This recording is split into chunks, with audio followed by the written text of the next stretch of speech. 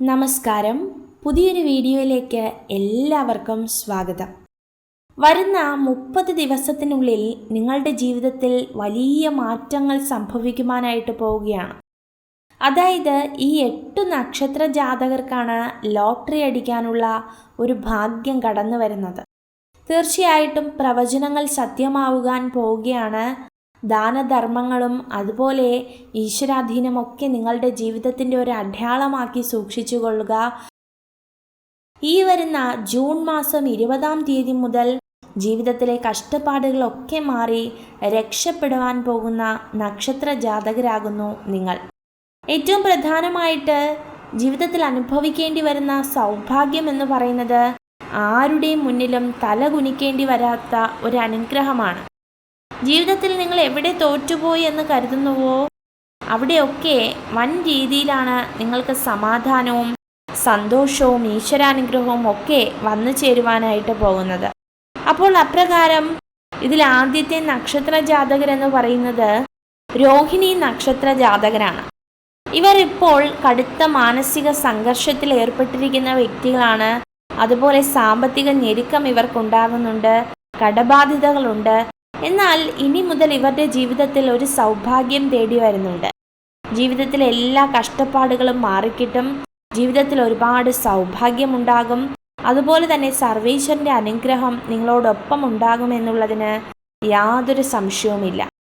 വരുന്ന 2 ആഴ്ചയ്ക്കുള്ളിൽ തന്നെ ജീവിതത്തിൽ ഒരുപാട് ഭാഗ്യം കടന്നു വരുവാൻ പോകുന്ന ഒരു നക്ഷത്ര ജാതകരാകുന്നു ഇവർ.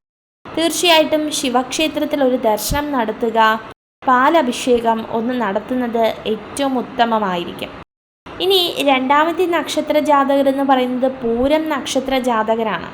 എത്ര കഠിനാധ്വാനം ചെയ്തിട്ടും ഫലം കിട്ടാത്തൊരു നക്ഷത്ര ജാതകരായിട്ടാണ് ഈ പൂരം നക്ഷത്ര ജാതകരെ കണക്കാക്കുന്നത്.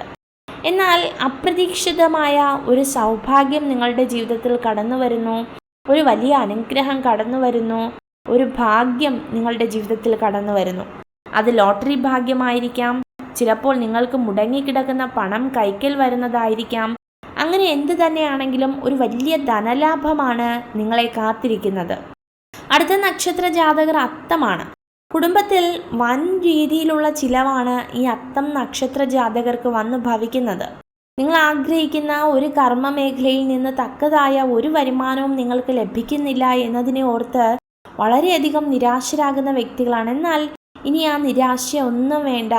ജീവിതത്തിൽ അടുത്ത് തന്നെ ഒരു ഭാഗ്യം കടന്നു വരുവാനായിട്ട് പോവുകയാണ്. സാക്ഷാൽ വിഷ്ണു ഭഗവാനെ ഒന്ന് പ്രാർത്ഥിക്കുന്നത് ഏറ്റവും ഉത്തമമാണ്.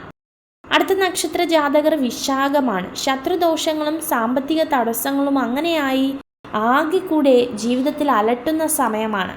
എന്നാൽ ആ കഷ്ടതയൊക്കെ മാറി ജീവിതത്തിൽ ഒരു ഭാഗ്യം തെളിയുകയാണ്. ഗുരുവായൂരപ്പന് ഒരു തുളസിമാല അർപ്പിക്കുവാനായിട്ട് ഓർമ്മിപ്പിക്കുകയാണ്. അടുത്ത നക്ഷത്ര ജാതകർ തൃക്കേട്ടയാണ്. രോഗദുരിതങ്ങളും കഷ്ടതകളും കടഭാരങ്ങളും ഒക്കെ കൊണ്ട് പ്രയാസം അനുഭവിക്കുന്ന വ്യക്തികളാണ്. അതുകൊണ്ട് തന്നെ ഇവരുടെ ജീവിതത്തിൽ വലിയ ഭാഗ്യമൊന്നും ഉണ്ടാകില്ല എന്ന് മറ്റു നക്ഷത്ര ജാതകർ പറയുമെങ്കിലും ഇവരുടെ ജീവിതത്തിലും അത്ഭുതങ്ങൾ സംഭവിക്കാനായിട്ട് പോവുകയാണ്. അതുകൊണ്ട് തന്നെ ഭഗവതി ക്ഷേത്രങ്ങളിലൊക്കെയുള്ള സന്ദർശനം ഏറ്റവും അനിവാര്യമാണ്. അടുത്ത നക്ഷത്രം എന്ന് പറയുന്നത് പൂരുരുട്ടാതിയാണ്. ജീവിതത്തിൽ വലിയധികം ഭാഗ്യങ്ങൾ ഉണ്ടാകുന്ന ഒരു നക്ഷത്രമാണ്. എത്രയൊക്കെ കഷ്ടതകളുണ്ടെങ്കിലും എത്രയൊക്കെ കടഭാരങ്ങളുണ്ടെങ്കിലും അതൊക്കെ ഏറ്റവും വേഗം തീർക്കുവാൻ കഴിയുന്ന ഒരു നക്ഷത്ര ജാതകരാകുന്നു. വൻ രീതിയിലുള്ള സാമ്പത്തിക ലാഭം ഇവർക്കുണ്ടാവുക തന്നെ ചെയ്യും. അടുത്ത നക്ഷത്ര ജാതകർ ഉത്രട്ടാതിയാണ്. തടസ്സങ്ങളൊക്കെ മാറി ജീവിതത്തിൽ ഏറ്റവും അനുയോജ്യമായ ഒരു സമയം കടന്നു വരും.